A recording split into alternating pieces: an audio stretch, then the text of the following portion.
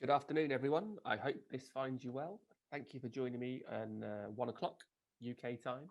If you can hear me, if you could just put a note, a little comment in the chat box, that would be great, just so that I can see that everybody can hear me okay.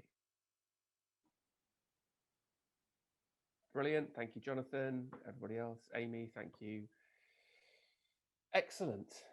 Thank you very much for letting me know. So, you've just used the chat box, which is fantastic, and Stacey has used the Q&A box, and that brings me to my first point. So if you've got any questions at all during this webinar, please put your questions in the Q&A section. So you've got a Q&A section and you've got a chat section. If you put your questions in the Q&A section, it means that I have to deal with that question before I can move on, or before I can stop looking at that question. If you put it in the chat box, it's a bit like Twitter, and it just keeps feeding through. And I might not answer your question just because I might not see it. So if you've got a question, please put it in the Q&A section. That would be much appreciated. So this is a sourced franchise presentation, and we'll get on to who I am and why I should be talking to you right now. So my name is Chris Kirkwood. That is a picture of me. And I'm the franchise director here at Sourced. So I look after the two arms of the franchise business, which are Sourced Network and Sourced Partner. Now, why am I doing this? Why am I the one talking to you? Why do I know about property? What exactly have I done? Am I just one of those people that has been is running a property business? But actually, I don't know anything about property, but I'm all right at running a business. Well, couldn't be further from the truth, really. I've founded, run, and grown multiple businesses across different business sectors, including two of my own property businesses. In the property deals that I've done, I've been involved from £55,000 up to £150 million. I've had involvement in deals of that scale. So I've got a lot of experience of different scopes, different sizes, different scales of deals. And then I've executed lots of different strategies. And you know what? I probably did exactly the same that most of you guys did. When I first got into property, I was running businesses. I had a big pot of money sitting there, and I knew that property was the right thing to put that money into. And I didn't know what to do. So what I did was I started buying. That was it. My original property goal was buying one property a year. That was it. Did that really simply for quite a few years, but then started looking at the statements of how much money I was making and realized that actually I'm not making as much money as I was expecting to out of property. You know, I should be sitting on a beach in the south of France with looking at my yacht out there bobbing along in the ocean. Why is that not happening? So I started to really put a lot of time and effort into researching and strategizing as to how I could make more money out of property. After I did that, that then became far more successful than the other businesses that I was running. And so I sold the other businesses that I was running in order to concentrate on property full time. And now I run the franchise side of this business. So we have a lot of franchisees in and around the country. And what we do is our mission is to make them more successful. So that comes from a series of education, a series of support, a series of allowing them, giving them access to funding at incredibly competitive rates. So we basically try and help people follow the same path that we have, not necessarily by choosing the same strategies, but by mirroring the success that we've had in property. So I now run the franchise business in Sourced, and that's the one on the right-hand side. That's the green bar on our website. If you've been to our website, this is what it looks like. And we've got 5 different arms, but essentially we are at the core of our business is 2 of those different arms. Firstly, it's franchise. That's where it started. That is the core of the business. That's where it continues to grow from. And secondly is Source Capital, which is the money lending part of our business. So we can actually lend money to franchisees to get their deals done. So from Source point of view, what have we done since we started? So in 2017, that's when the pilot scheme was launched. The actual franchise was launched in September 2017. Sourced received FCA approval in August 2018, and that was for the money lending part of our business. And all that time, we were growing the franchise side of the business. We started doing our own developments around February 2019. And we're registered for ISA and pension funding in January 2020. We launched Care in October 2020. And then all of that time, again, we were growing the franchise side of the business. And now we're going to be launching our own phone app in just a couple of months' time. So that's currently in development. In fact, I think we've just gone to the first phase of testing. in that phone app. So as you can see, the growth has been pretty aggressive for a couple of reasons. First of all, we're offering something that is actually needed. We'll get onto that a little bit later. But secondly, property is an incredibly popular thing to invest money in. And let's get on to the topic of today's webinar, which is how to build a holiday let empire. Now, this is particularly pertinent at the moment, right? With just coming out of lockdown, everybody's looking to staycation because let's face it, at the moment going abroad, who knows what the regulations are going to be. If you book a holiday in 2, 3, 4 weeks time, who knows what those regulations are going to be. So people this year are playing it safe and they're booking holidays in the UK. And therefore, the demand for that kind of property has gone absolutely through the roof. So right now, how do you build that portfolio? Well, there's loads of different ways that you can look at this holiday let business. And I'm going to take you through those today, and I'm going to show you where the niches are that you can focus your time and attention to make sure that you have a better chance of being successful than somebody who's just simply going to go out, find the nicest beach in Cornwall, find the nearest house to that nice beach and try and buy that, because that's a way of making sure that your demand is always going to be there and you're going to make money off that property. Not a great way because you're not looking at the actual metrics, but that's one way that you can choose which property you're looking at. We're going to look at a couple of different ways that you can use in order to build that holiday let empire. So these are the topics that we're going to cover. What is a holiday let? Are there any differences between holiday lets and normal rentals? What are your goals and how does that reflect what you're looking for in a holiday let business? Do you rent or do you own? Who rents a holiday let? Doing your due diligence. And like I just said, would you get a holiday let now? What do you think, guys? I'm going to throw this over to you. Is now the right time to buy a holiday let? Have you got that certainty that sort of coronavirus is finished and there are going to be no more lockdowns? That would be something that I would really like to hear from you. So I've just got a comment from Joanne, which is the sound is really quiet. I can't increase the volume of this, I'm afraid, Joanne, and I don't know. Let me just do a couple of tests and I'll see if I can make it any louder.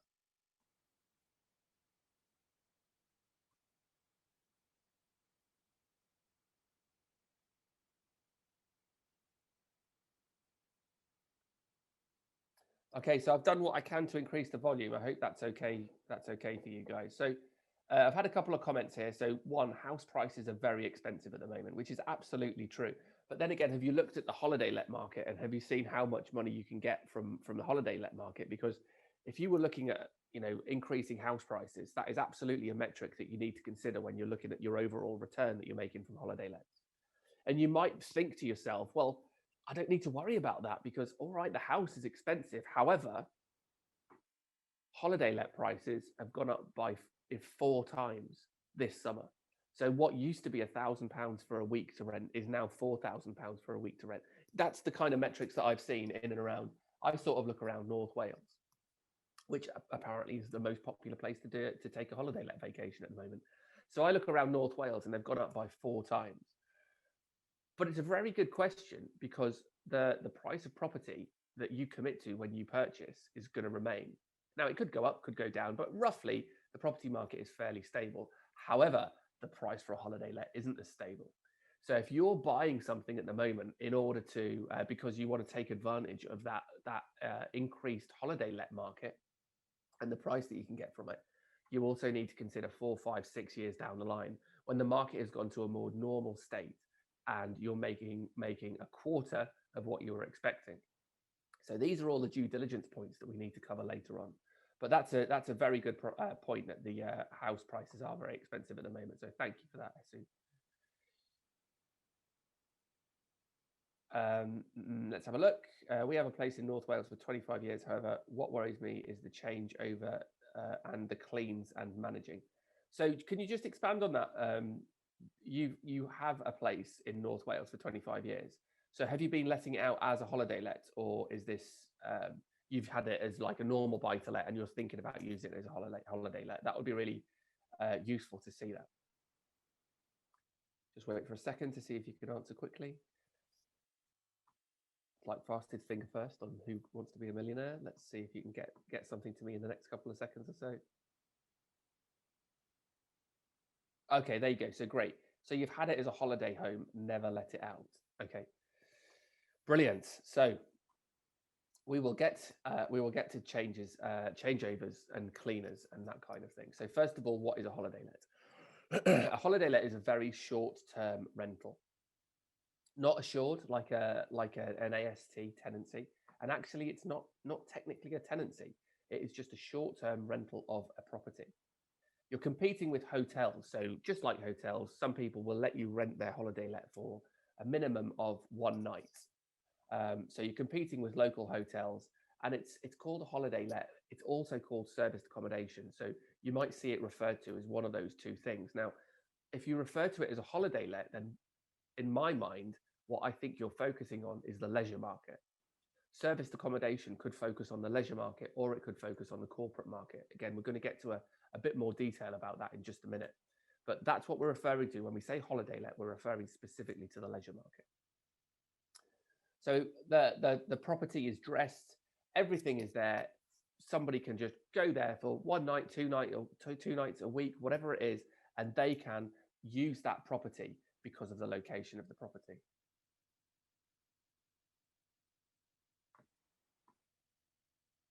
So there are many online portals to book one, and I'm sure the one that you've heard of the most is Airbnb.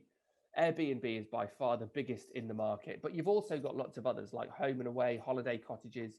If you just Google them, you'll find lots and lots of different providers. And because they have opened, specifically with Airbnb, because they've opened the market to for people to manage these properties themselves and to market these properties themselves, there's been a big increase of owner operators in the last 5 to 10 years or so. Now, you can market them yourselves, but there's also the need for you to manage the properties yourself as well. So you can get online portals to help you manage them too. So we've got a couple of examples here, like Avivo, Logify, and Kigo. Now, what these guys do is because you imagine you've only got one property, right? So if you've got one property, you've got one calendar for that property for people to book it out for 1 day, 2 days a week, whatever it is. So you've got one calendar, but you've got lots of different portals who are going out to lots of different people. So Airbnb, Home and Away, holiday cottages all need to be kept in sync with that one calendar. Because if you take a booking on Airbnb, that then goes across to Kigo and holiday cottages to update the same calendar to make sure that everybody can see the very, very up-to-date availability of that property. So it's sort of decentralized that need to have a manager in place. And that's why holiday rentals or serviced accommodation has become a lot more popular, because it's easier for the owner to put it in place.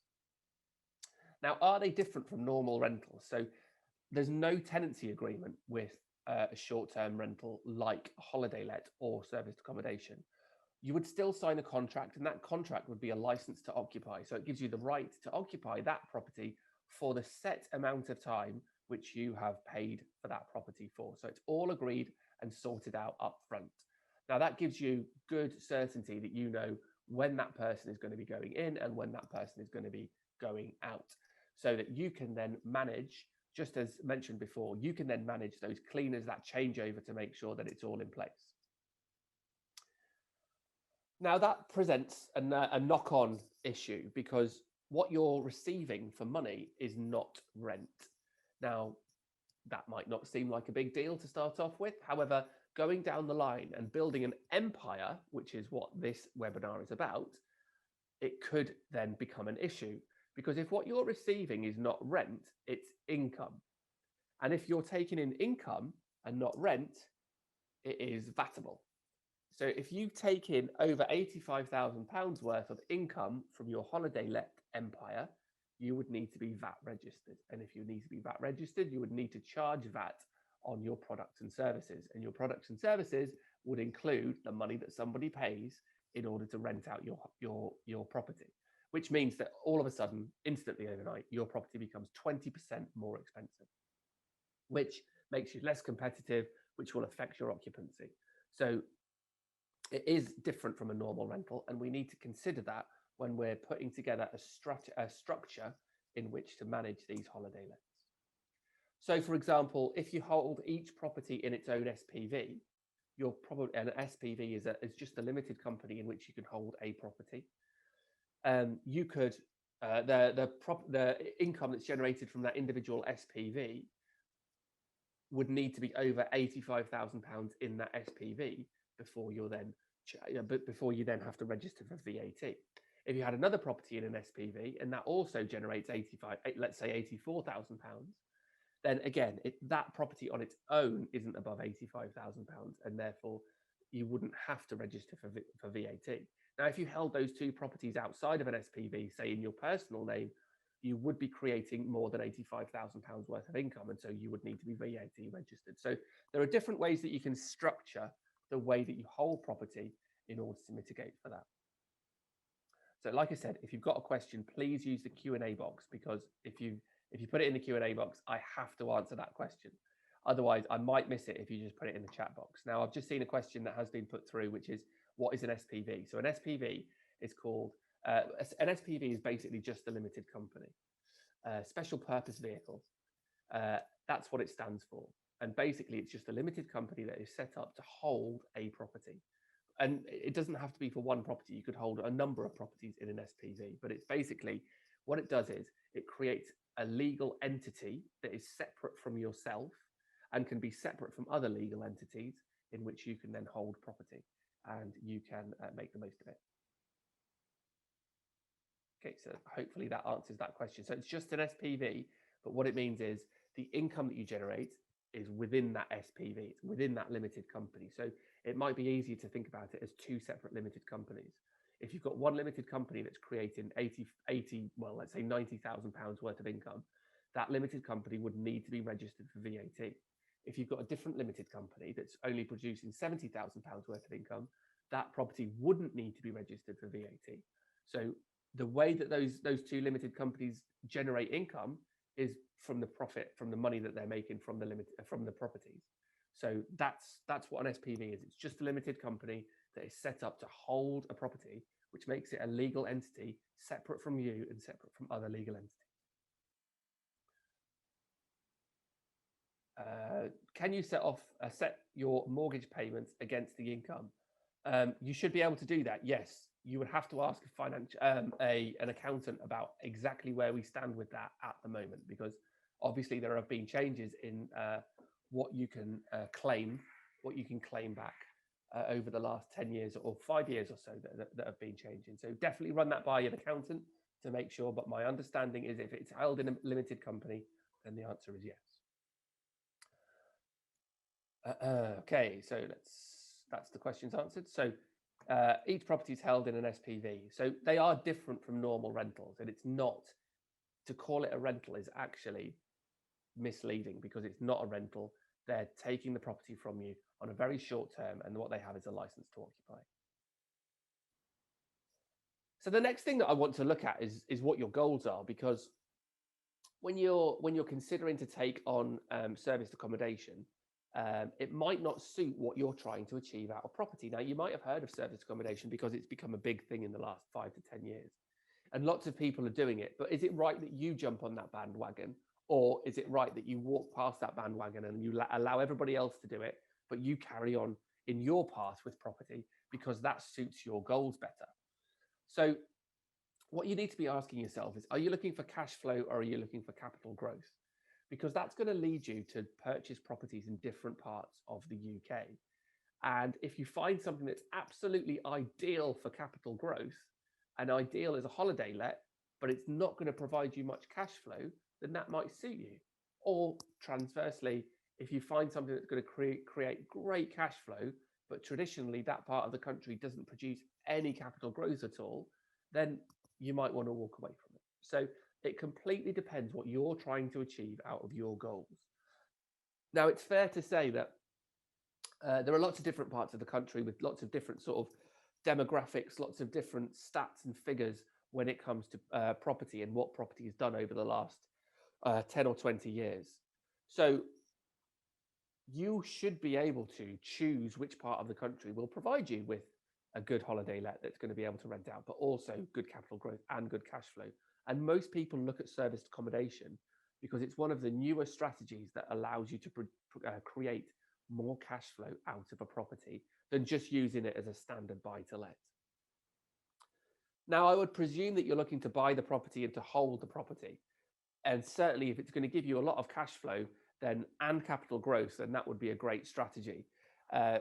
If you're going to be building your portfolio over the coming years. Are you looking for somewhere to use yourself? Because there's no point in purchasing something and spending your deposit money, if that's what is required, on a property that you want to use yourself, but the only one that you can find that financially works is not a place that you want to go. Or do you take the hit and go for something that is somewhere where you want to go, but you're not going to make as much money out of it? This has all got to be taken into consideration because, you know, I'm absolutely guilty of going down to Cornwall, which I did maybe a month ago now, just when the weather started to get really good. We went down to Cornwall, we went to some beaches, and all the time I'm looking at property. And at night time, when we go back to our place, I'm looking at what is available on Rightmove. I even called a couple of agents just to find out what was going on in the areas in which we went. So one of them was Polzeath. If anybody's been there, it's quite close to Padstow. So we spent a couple of days there, you know, surfing, playing in the sea, having a great time. And I'm looking at what's available around and about there because that's somewhere that I would consider going. But because it's somewhere that I'd consider going, the prices are very high, the margin is quite low, and you're making an emotional decision to go there rather than a business decision. So when you're looking at your goals as well, what exactly are you trying to achieve? Do you want to sacrifice money for being able to use it yourself? Or are you absolutely focused on making as much money and making the most return for your capital employed as you possibly can? It's a genuinely a very good question to ask yourself. Sit down and try and do so objectively. How do you pick an area with good rental? So again, good question. I'm just going to get there. So I'm going to leave that question as it is for the moment.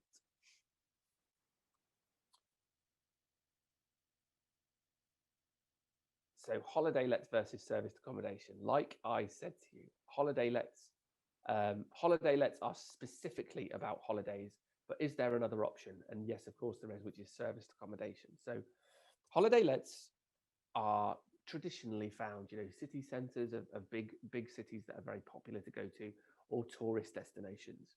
And therefore, the demand for holiday lets comes from tourism. Now, if you think about tourism, I know there's a really nice place in North Wales. I'm sure some of you have heard of it, called Abersoch. And Abersoch, I've been there in Abersoch when over the transition from school holidays to the schools going back, and literally from one day to the next, Abersoch is heaving and crammed full or absolutely empty. And that's where the demand comes from for the majority of holiday let businesses. It comes from people in the UK who've got families who are going on holiday during school holidays. But outside of those school holidays, the rentals are not as strong, especially if you've just focused on something that is only a holiday let. Now, serviced accommodation, like I said to you earlier, not only takes advantage of the tourism market, but it also takes advantage of the corporate market. And if you found somewhere that has a mixture of holiday and corporate tenants, then it might not be a place that you want to go and spend your time on holiday. However, it means that your overall occupancy throughout the year will remain higher than if you just focus on somewhere that is only focused on tourism. So how do you find that, as per the question that I was just asked?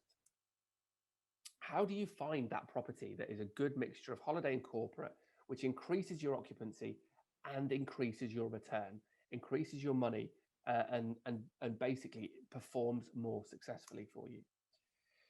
So there's a couple of ways that you can do your due diligence, and I think we're going to get to due diligence in just a second. So let's have a look at who rents from serviced accommodation. So lockdown holidays and holiday makers, but also businesses that run training days and businesses who have remote staff. So if you've got businesses around you who are, you know, they've got like a global coverage or a national coverage, but they've got one head office, then that is a great opportunity for you to build a relationship with them to get them to use your holiday let, your serviced accommodation, instead of going to hotels. Now, what are the benefits for them if they did that? So if you imagine, if you go to a business and you say, how many people do you usually buy hotels for in a month period? And they say, well, we have 2 training courses, 5 people on each training course. And so logically you'd say, well, that's 5 hotel rooms each time, right? And I know that hotel rooms around here are £150 a night. So that's getting on for quite a lot of money, isn't it? That's like 750 quid a night. And at that point, you can then provide them with an alternative, because your holiday let, which also would house 5 people, you might be renting that out for 200, £300 a night. Now, that's a lot of money to make for one night for a holiday let. However, it's saving them a huge amount of money, not only in the rental of the hotel rooms, but also in the money that they need to pay for food. Because if their business reimburses the money that people have spent in restaurants, you're providing them an opportunity to make their own food in a self-catering serviced accommodation property, and therefore the business would have to pay less money on food as well. So it makes a lot of sense for the business, and you just need to build those relationships, or your serviced accommodation managing company needs to build those relationships.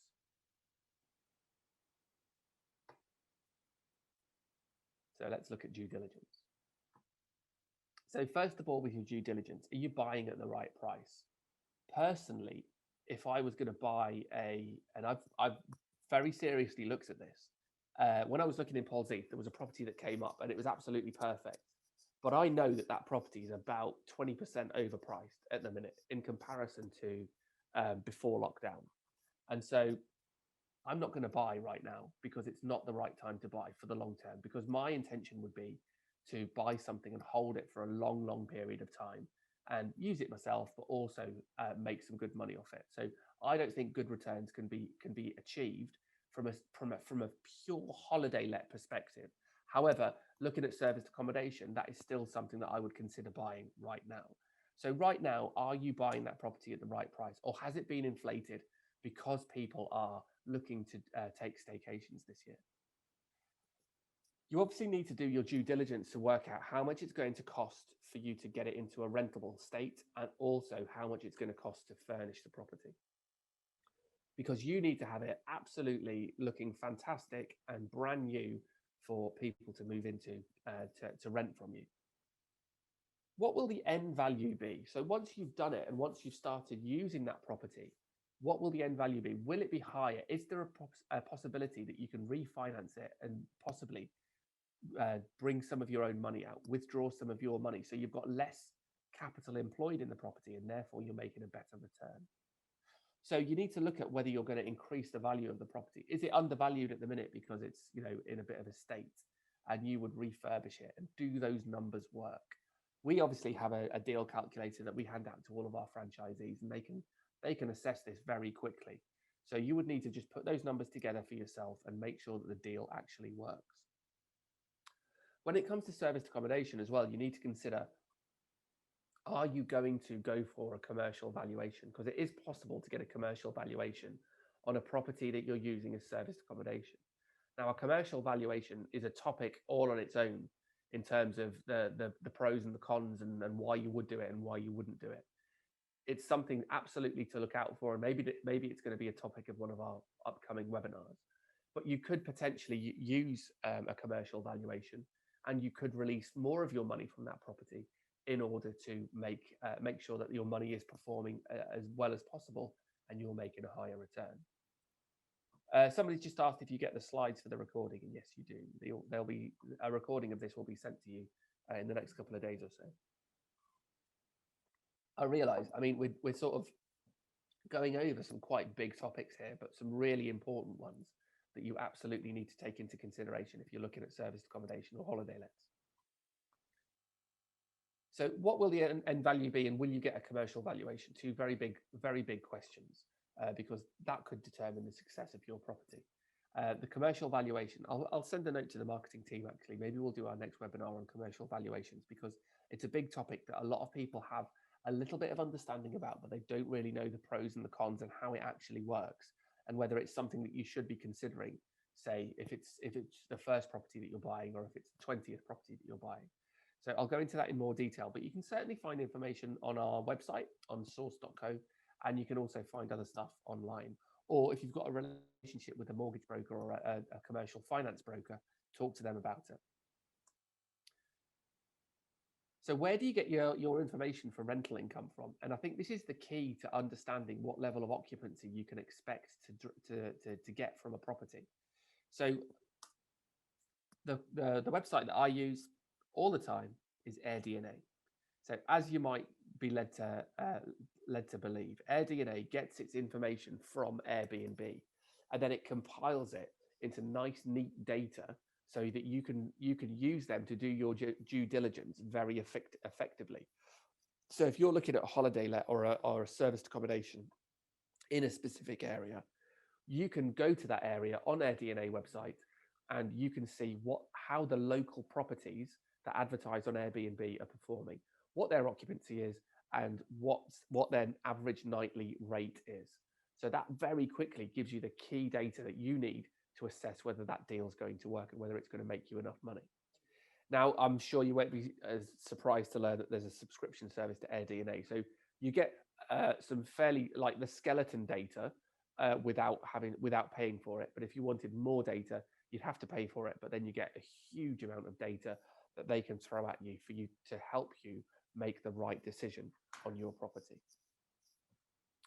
Now, if you don't want to use AirDNA and you're thinking about going to a local serviced accommodation managing agent, what you can do is you can go and ask them, because if they're worth their money, they've probably got a subscription to AirDNA in that area, and they can probably give you the same data that you need yourself. So you go to that managing agent and you ask them how much money, what occupancy you can expect, and then you use that data to put into your spreadsheet to work out whether you're going to be making enough money from that property. So the other thing that you're going to need to do with due diligence, and this goes back to a question that somebody asked at the very beginning, is the cleaners and the changeover information. Now, if you've got a managing agent doing that for you, then you can your managing agent is in charge of that. You know, they'll have a team of cleaners, they'll have a team of changeover people, they'll have a team of handymen who will be able to go in there, take care of what they need to take care of, and then get the property ready for the next person. And if that goes wrong, it's their responsibility to sort out. I'd say on average, managing agents cost between 10 and 15% for serviced accommodation. So that's a cost that you need to take into consideration, as well as like increased cleaner fees in comparison to normal properties. Or linen, you absolutely need to include linen. Now, it's possible that your cleaner might wash the linen for you and then put on a brand new set of linen for each handover, or you might have a separate linen company who delivers linen to your cleaners, and your cleaner just has to put it onto the beds and into the bathrooms and so on. You can get costs for that kind of thing very easily online. Just make sure that when you're putting your spreadsheet together, that you've taken those costs into consideration. There you go, just to remind you, cleaner and linen. Now, you can do that yourself, of course. You can manage that cleaner, you can manage that changeover yourself. And in fact, I've been to a few networking events where I've met cleaning companies who have turned themselves into serviced accommodation cleaning companies. So that all they do is they just manage the handovers, they manage the changeovers from one serviced accommodation property to the next. So you can find somebody who manages that process for you without having to pay that 10 or 15%, because they might charge a little bit more than a normal cleaner. However, the net result might be that it's cheaper to use them in the long run. Now, guess what? If you're looking in areas where there's a lot of requirement for serviced accommodation, that's where you're going to find the majority of these companies. So again, if you Google that, if you have a look around, you'll be able to find somebody who can manage that clean and manage that handover for you. So in summary, areas of consistent demand, and not just from leisure. So don't just be led to those Cornish beaches. Think about where there's a good mix of leisure and corporate, because your occupancy will be far higher there than if you just rely on the corporate market or you just rely on the leisure market. Structure your properties in a tax efficient way, because obviously you want to make the biggest net that you possibly can. Do your due diligence thoroughly. make sure that you're taking all costs into consideration, and ask for help from managing agents, ask for stats and figures from managing agents, because they should be able to tell you whether it's worth investing in an area. And work hard on your occupancy. Now, what a lot of people do, I've seen a lot of people very guilty of this, is they get a serviced accommodation property and they pat themselves on the back and they say, I've got serviced accommodation now. Well done me. Aren't I doing well? That is absolutely the wrong time to pat yourself on the back. When you get that property, that's when you need to work hard on your occupancy. You need to drive leads to your managing agent or to yourself in order to get as many rentals as you possibly can to increase your occupancy. You need to work hard all the time on serviced accommodation to increase your occupancy. One of the things that I heard somebody do, and one of our franchisees doing actually, is there a maximum length of stay? So the maximum length of stay, I think, is 3 months. At which point you can't have an occupancy to, a contract to occupy for longer than 3 months. So you would have to renew that contract every 3 months or so to make sure that, because what can happen is if it goes over 3 months, and it's a good question, Andrew, if it goes over 3 months, it could be viewed automatically as transferring into an AST tenancy. So you want to make sure that you keep your tenancies shorter. It's either 3 months or 6 months. I would encourage you to go and have a look at exactly what that term is. But there is definitely a time period where if it goes over that time period, that contract to occupy could become an AST, an assured short hold tenancy, and the rights of the tenant increase as soon as it becomes an AST. So you need to make sure that you avoid that, so that you're not adopting rights for that tenant that you didn't intend to adopt on that letting. So it's a good question. Just get rid of that one. Okay. So one of the things that one of our franchisees does, who runs a lot of service accommodation, is he goes to the local hotels who he's competing with, and he walks around the car parks with a pen and a piece of paper, and he writes down the names of the vans that he can see in the car park, right? So if you've got a van that's sign written and it's got, I don't know, D&L Plumbing or whoever, he'll write down D&L Plumbing. He'll take their telephone number and he'll go the next day. He'll call them.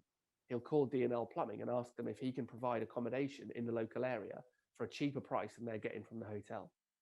That's a great idea. Again, what that's doing is that's driving customers to look at his property, and what that means is his occupancy is higher than his competitors around him. So I hope, Lily, I've just answered that question. But the other thing that you can do, as well as walking around car parks at midnight, is you could look on LinkedIn. LinkedIn is a fantastic tool to get you in touch with HR departments of local companies. So I live just outside of Knutsford. So if I was looking at service accommodation in or around Knutsford, I would go onto LinkedIn and I would type in Knutsford HR. And that would bring up all the HR people that work in or around Knutsford, or I've got some kind of connection to Knutsford. And I can filter down the people who are irrelevant. You know, they might have lived in Knutsford 10 years ago, or they might have a surname of Knutsford. I can get rid of those people and I can focus on the people who actually work in HR in Knutsford now. And I can send them a direct message on LinkedIn, and I can tell them about my service accommodation business. I can tell them how I can save them effort and I can save them money by them using my service accommodation property instead of using local hotels. So I've absolutely been through this process before, and it works. It 100% works. Now, for one of these people to get back to me, it took me a period of 12 months where I emailed that person every single month for 12 months. And on the 12th month, she wrote back to me, and then I became part of their processes when they were bringing on new staff. So it absolutely works. And there are two ways that hardly anybody that gets serviced accommodation or holiday lets uses, because what they think is as soon as they've got the property and they've put it on a portal like Airbnb, that their work is done. Well, you know, my brain just doesn't work like that. My brain works on the premise of what else can I do? What can I do to make sure that I'm more successful right now? And if it means walking around car parks, or if it means spending an afternoon on LinkedIn messaging people and trying to build contacts, then that's absolutely what I'm going to do, because essentially that's going to make me a richer human being. So that's the stuff that you can do in order to drive your occupancy up.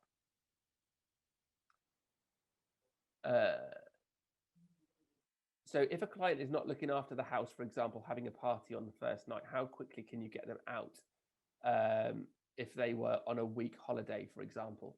Well, this is a thanks for the question, Mark. So if you've got a contract to occupy, then they need to stick to the terms of the contract. And if they don't stick to the terms of the contract, and you can evidence that, then they're in breach of contract, and the contract is void, and you can get them out straight away. It's not like a tenancy where you've got to give them sort of 2 months notice and you've got to give them a fair amount of time. If they're in breach of contract, they're in breach of contract, and you can get them out straight away. So you need to be able to evidence it, and then you should have some security provided to you by taking credit card details from them to make sure that they can cover any damage that's been left. All of the charges for which should be in the contract that you've written out and they've signed. But then you should be able to call in a member of law enforcement in order to get them out of the property. So creating financial freedom for yourself. We've got over 150 offices nationwide of franchisees all around the UK. So some are in brilliant places for holiday lets, and some are in brilliant places for serviced accommodation. And we've got people that are operating both strategies in and around the country. Like I know one of our franchisees has just got a property in Whitby, specifically as a holiday let, performing fantastically well already. And we've got other people that have got serviced accommodation units in central Manchester, Birmingham, London, and they all perform fantastically well as well. And it's about understanding where the demand is coming from, understanding the market, getting out there to make sure that you can reach them. So we can fund up to 100% of the purchase price and refurb cost of a property, and that's Pete, who has been through our Source Capital lending platform. As part of being part of Source, we'll generate 35,000 property leads a year in lots of different strategies to make sure that we're providing the leads that we can send to you that you're going to be interested in. We have over 100,000 investors registered on our database. So if you want to find properties and then sell those properties onto somebody else to take advantage of, we've got over 100,000 people that we can send your opportunities out to help you make a sourcing fee. We also, like I said at the beginning, have a huge amount of education that we help people out with. So specific serviced accommodation training right there, as you can see.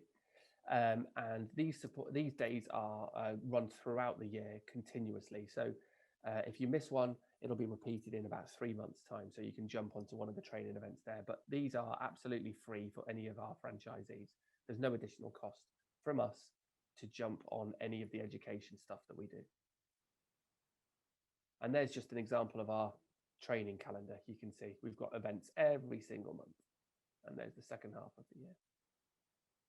And then with support, you get bi-monthly support days, you get monthly training events, you get a dedicated account manager, unlimited deal review. So if you find a property, you can send it across to your support person. They can review it for you and they can come back with what their thoughts are on not only what you've found, but also if there's a different way of looking at that property, which means that you could be more successful than the strategy that you've thought of for that property. You get one-to-one visits and you get monthly one-to-one calls. So basically your support person is there all the time to help you build your property empire. So what are the costs of all of this? I'm sure you are thinking that already. So you become part of a national brand. You receive your territory of up to 40,000 households. You get induction training, which you need to come to, but then all the training after that is optional. So you make sure that you choose the right training for the strategy that you want to focus on. We've got a proven business model, and you've got exposure on our property website and our app coming up, attracting thousands of people looking at your property if you want to sell it on. And that costs £12,500 plus VAT. As part of the monthly license, you get property leads, you get investor leads, you get obviously the support that comes from the support person, you get national brand marketing, you get the support days, and then importantly, you get access to the peer-to-peer platform, which is the way that you can fund these projects as well. And the peer-to-peer platform calculates the amount of money that you can borrow based on up to 70% of the GDV of the property. So in general terms, you could borrow more from Source Capital than you could from most other sources, because we work off 70% of the GDV. Most other sources work off 70 to 75% of the beginning value of the property. You get your monthly training events at Sin Management. If you wanted to host a networking event, we could help you out with that. And you get a huge amount of documents and legal documents in our CRM system. So if you were going to do this on your own, which I'm sure is a consideration of yours, looking at the number of property leads and investor leads that we can generate for you in a month, if you were going to buy those off the market, it would cost you nearly £2,000. Whereas with us, it's just £200 per month to remain a part of the franchise. And then when you actually, when you do a deal, when you either convert something or sell it, or trade a property opportunity on, you then pay 5% of the net profit as well. So just a small percentage of your net profit, because we work on the basis that we make money after you've made money. And looking at a couple of these examples, this is one of our franchisees in the south. This is Chris Richardson, and he converted that building that you can see in the background into 14 flats, and he has sold those 14 flats, or he's selling those 14 flats right now. He was originally going to hold them on a 25-year lease, but he has sold those 14 flats to make a quicker profit rather than holding them on a 25-year lease. Now the GDV for that one is 2.2 million, 875,000 purchase price. So the profit for selling them on was significant, and that's why he chose to sell it on instead of holding onto it. Then we've got Everton, who has done some service accommodation down in Barnet. This is the flat that Everton did on a rent-to-rent basis. And he put in the furniture pack, he marketed it on the platforms, basically managed that property, and he was making £800 per calendar month from taking on that property to use as serviced accommodation. So at this point, that's the end of the presentation. If you've got any questions that you want to ask me before I shoot off about service accommodation, then please do so now. And again, if you could put it in the Q&A box, it would be much appreciated. So I'll just stick around for a couple of minutes, just in case you've got any questions.